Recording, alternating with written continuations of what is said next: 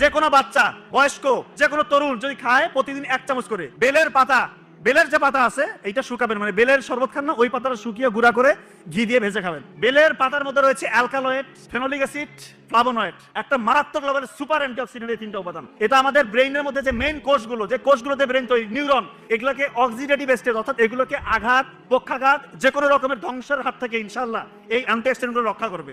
এবং বেলের পাতার মধ্যে রয়েছে বিটা ক্যারোটিন এবং ভিটামিন সি, এটা আমাদের নিউরনকে পুষ্টি যোগাবে। এবং সবথেকে যে মানে মারাত্মক কাজটা করে সেটা হচ্ছে সিনাপসিস প্রক্রিয়াটাকে সচল করে, অর্থাৎ নতুন নতুন তথ্য আপনি সুন্দর মতো শিখতে পারবেন। এবং ঘিয়ের মধ্যে রয়েছে omega 3 fatty acid, omega 3 fatty acid এবং ভিটামিন এ, ডি, ই, কে। এইটা ব্রেইনের জন্য একটা মারাত্মক লেভেলের সুপার এনার্জেটিক একটা খাবার, এটাকে বলা হচ্ছে ব্রেইনের এনার্জির ফুয়েল। তো এই দুইটা যখন আপনি কম্বিনেশন করে খাবেন, যে কোনো স্টেজে খেতে পারেন, যে কোনো বাচ্চা, বয়স্ক, যে কোনো তরুণ যদি খায় প্রতিদিন 1 চামচ করে বেলের পাতা শুকিয়ে গুঁড়া করে ঘি দিয়ে ভেজে 1 চামচ করে খাওয়াবেন, ওর ব্রেইনের অবস্থা যে অবস্থায় আছে না কেন ইনশাআল্লাহ তার থেকে ব্রেইনের কর্মক্ষমতা বহু গুণে বাড়বে ইনশাআল্লাহ।